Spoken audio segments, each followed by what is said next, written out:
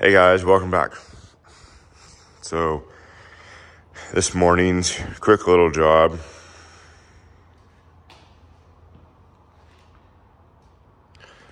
Basically, there's a cog pulley, a pulley that has ribs on it for a belt that has ribs on it. If you don't know what a cog pulley is. And then there's a tapered like sleeve in the middle that locks them all together. Well, when you bolt them together, and then because they're tapered, and when you bolt them together, it's really hard to get them apart, especially if you use an impact and you over tighten them. So the customer, trying to save money, decided to cut the pulley apart, which, I mean, these things are probably like $800 or $1,000 a piece. Decided to cut the pulley with a torch and has ended up in the Keyway. So our job is to fix Keyway. Pretty straightforward. We're gonna grind out the torch slag, get all the grease and stuff cleaned up. And we're gonna probably preheat it just a little bit because it's cold outside. And then fill it up, stick it in the mill, grind it. And then I'm not sure if I'm gonna try to put this in my lathe yet or not. Just for that little part, I might just do that with the grinder. I'm not sure yet. So let's get this cleaned up and get it welded.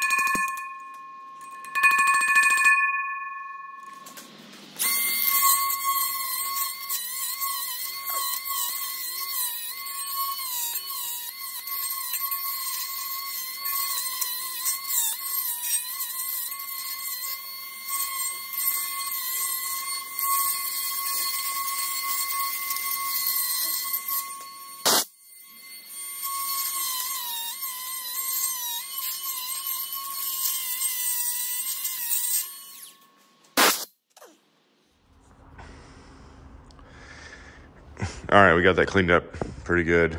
We're gonna preheat it. A trick that I use, and I've also seen Isaac use, IC Weld, is put acetylene soot on there, and then when the soot burns off, then you're at a pretty good preheat. So we're gonna try that, and it should work out pretty well.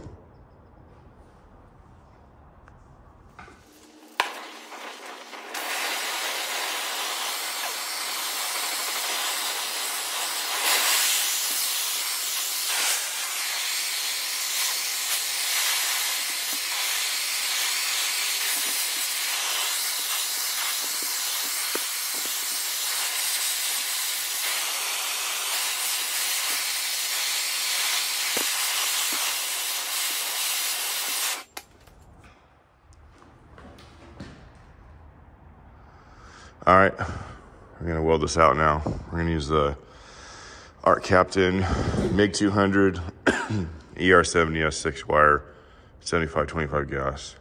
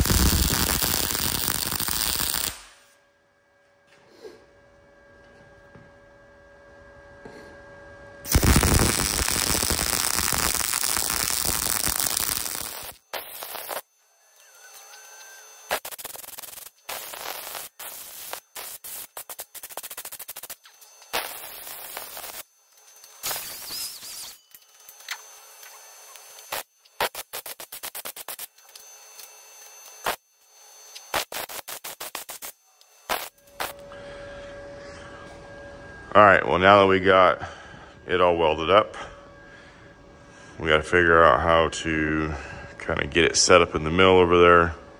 This thing weighs about 1,040 pounds, so it's not super light, and it definitely, you don't want it to fall on you. Might have to move the mill out, I'm not sure, so let me kind of get that figured out, and then I'll bring you back.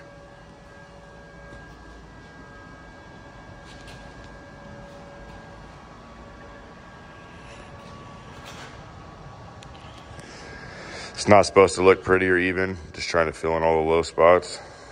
So we run through there with the end mill, gets all cleaned up. Okay, this is what I came up with. I made this kind of a super long V-block mount. You can see it straddles that keyway, and then we've got this dialed in. I swept it across here.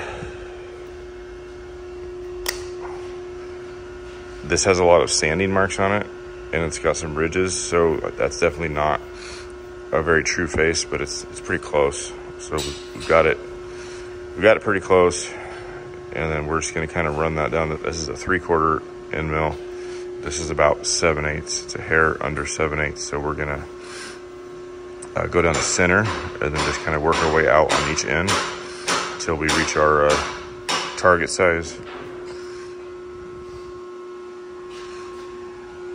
And I'm gonna leave it kind of hanging on the forklift because I don't fully trust it. And then I have this stand here that's not touching anything, but just in case it tips, hopefully that stand will catch that and take some of the weight.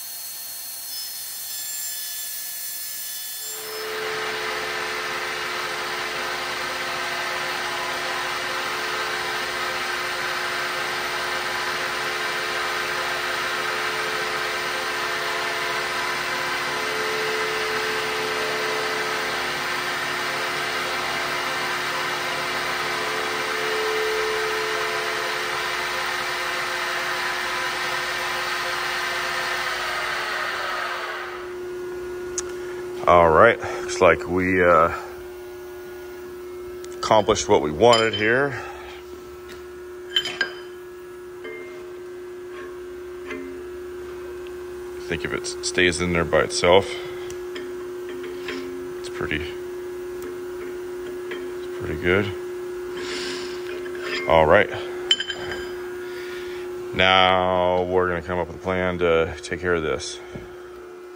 Either the lathe or do it by hand, not sure yet. All right, so we're gonna use the sander and blend that by hand. I don't feel like it's enough of a distance to go through all of the process of setting it up in the lathe just for that. So we're gonna knock down the high spots with the Cubitron Maybe hit it with a flap wheel and then polish it out with like a Scotch-Brite pad on top of that. So let's get to it.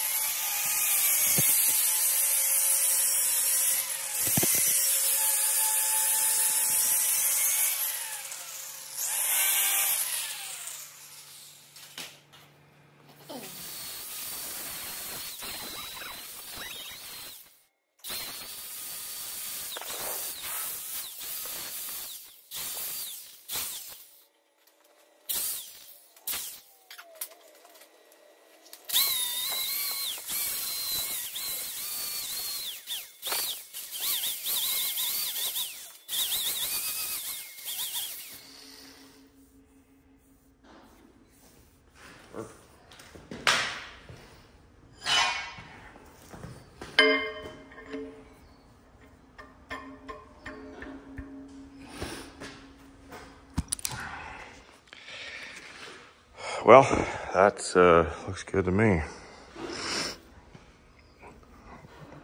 So the shaft is out of I believe it's called like a surface profile grinder. It's those big grinders you see on the freeway, and they grind like the grooves in the freeway, or they grind like low spots, high spots out of the concrete in the freeway.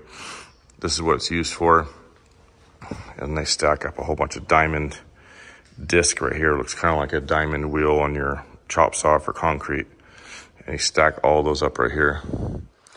And I've heard a full brand new stack cost about $80,000. I don't know if it's true or not, but it could be.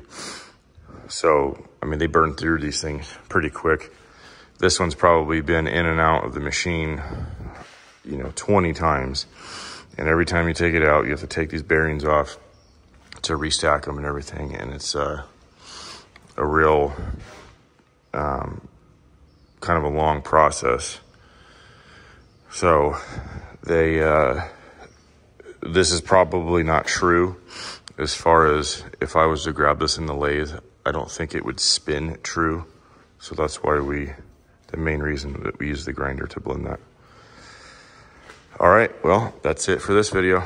Thank you for watching. Stay tuned for the next one.